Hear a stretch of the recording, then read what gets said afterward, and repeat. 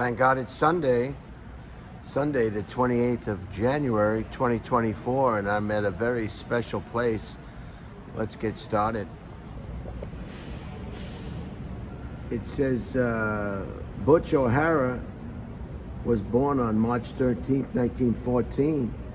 His life spanned three great big problems, calamities, experienced by the Americans during the 20th century: World War I, the Great Depression, and World War II. Lieutenant O'Hara's dedication and his Medal of Honor flight of February 20th, 1942, amplifies the selfless sacrifices made by thousands of Americans, men and women, during World War II to secure peace for the generations that followed. On November 26, 1943, Butch O'Hare led his final mission, a nighttime encounter with a group of Japanese torpedo bombers. Unfortunately, he went down in the crossfire, and search and rescue missions were unsuccessful. Following World War II, Butch O'Hare was honored when Colonel Robert F. McCormick, publisher of the Chicago Tribune, suggested a name change of Chicago's Orchard Field Airport as a tribute to Butch O'Hare.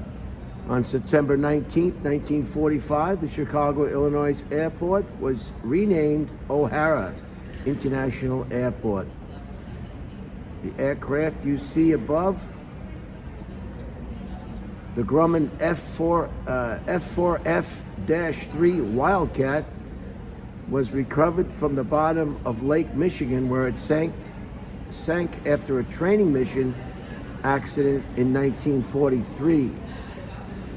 The Air Classics Museum masterfully restored the aircraft in the late 1990s to replicate the exact plane Butch O'Hare flew in his historic flights. So there it is. This is how we got to know Chicago and why it's called O'Hare. I guess that's the ship that he launched those planes from. And there he is. There's Butch. May he rest in peace.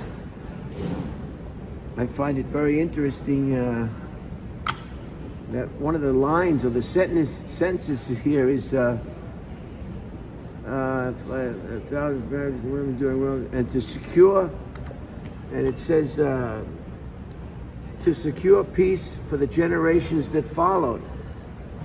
And we haven't had a lot of peace since the generations that have followed. Unfortunately, the war machine in the United States and the profits that it secures, and we don't even have to win wars. What they want is, I guess, endless war. So poor Butch O'Hare wouldn't have been too happy with the state of affairs today. But here it is, and here is the aircraft.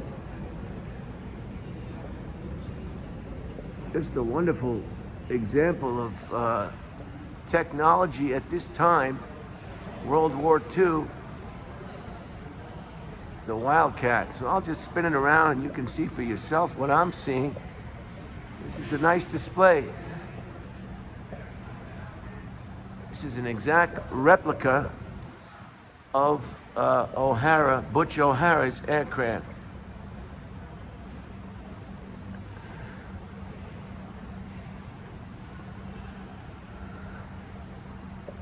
Lieutenant. So this is quite a big deal here. Lieutenant Commander Edward H. Butch O'Hare.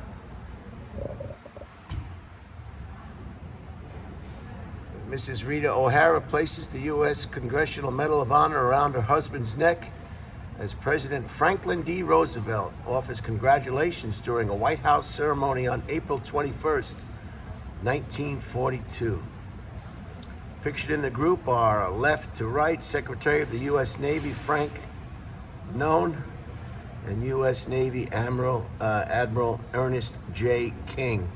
So there they are. What a pretty wife he had. She's very excited. And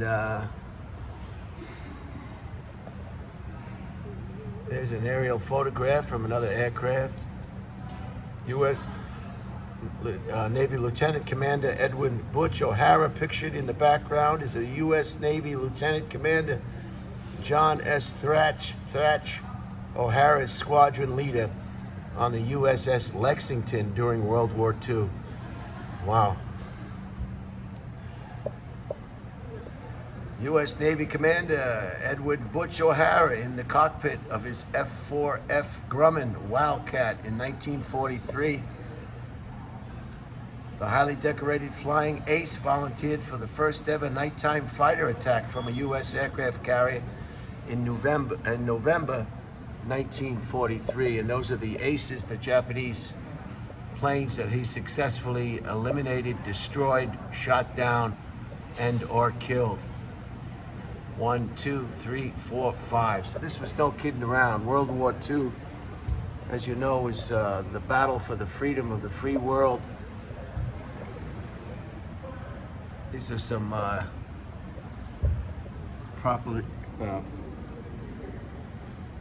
these are the mayor. Here's another nice photograph. U.S. Navy Lieutenant Commander John S. Thratch, World War II fighter pilot, plane pilot, and U.S. Navy Lieutenant Commander Edwin Butch O'Hare is the pilot of the fighter plane in the background. Thratch and O'Hare served together aboard the U.S. Navy aircraft carrier USS Lexington during World War II in the Central Pacific. So there you go. This was a nice surprise on my way to Concourse C. And there's that famous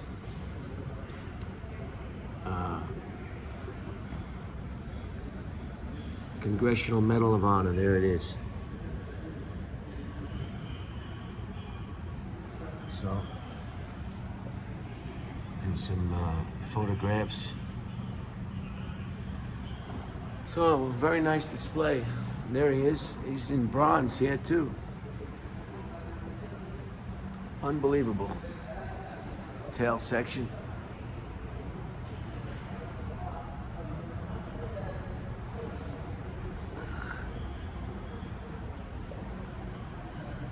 Some more awards and accolades. F4, F3 Wildcat specifications. Okay, let's do specifications. Single seat carrier-based fighter, manufacturer Grumman Aircraft and Engineering Corporation, Bethpage, Long Island, or New York. Long Island, New York. Number of built, 285 from July 1940 to October 1941. Combat service, December 1941 to August 1942. Navy and Marine squadrons then regulated to a training role. Specifications. There you go. I won't go into your specifications. You can Google your specifications on your own. Propulsion, Pratt & Whitney model R1830-86 twin WASP 14-cylinder radial with 2-stage supercharger, rated at 1,200 horsepower. Propeller, Curtiss Electric Cup type. Speed 330 miles per hour at 21,000 feet. Range 845 miles.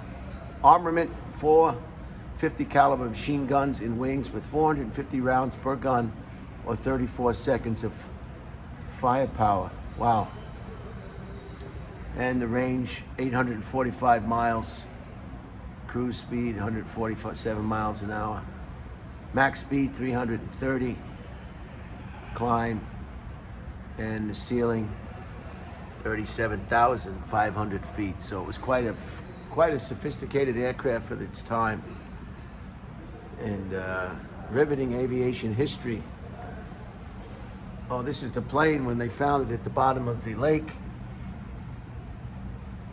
and they really restored it to mint condition. They really did. And area scuba divers reported seeing virtually intact aircraft available for salvage. These planes were well preserved by the cold waters of Lake Michigan. However, it was not until the A&T recovery arrived I guess that's accident and transportation recovery, I believe. I don't know. Arrived on the scene with sophisticated sonar equipment that the exact location of the aircraft could be pinpointed and salvage operations could begin. Let me see if my bag is still over here. Yes. With verification from underwater camera footage, the U.S. Navy, represented by the National Museum of Naval Aviation, Pensacola, Florida, authorized salvage operations in 1990. Among the aircraft salvaged from Lake Michigan is the F-4, F-3 Wildcat fighter here on exhibit. One of just a handful of F-4, F-3s remaining in the world. The aircraft has been painstakingly restored by Air Classics Museums of Aviation volunteers and staff to reflect the markings and colors of the aircraft flown by Lieutenant O'Hara and his Medal of Honor flight of February 20th, 1942. This exhibit stands as a tribute to not only a great American hero, but also as a piece of naval aviation history throughout a lost, I'm not even going to go with that word. I know what it means, I know what it says, but I'm not going to butcher it. Lost for half a century. We are indebted to the National Museum of Naval Aviation's at Pensacola for the loan of this rare aircraft and national treasure. So there you have it. I'll swing around and do one more view of the aircraft and close this out. But I wanted you to see it. I thought it was very exciting. Hopefully I won't be molested. There's the guns.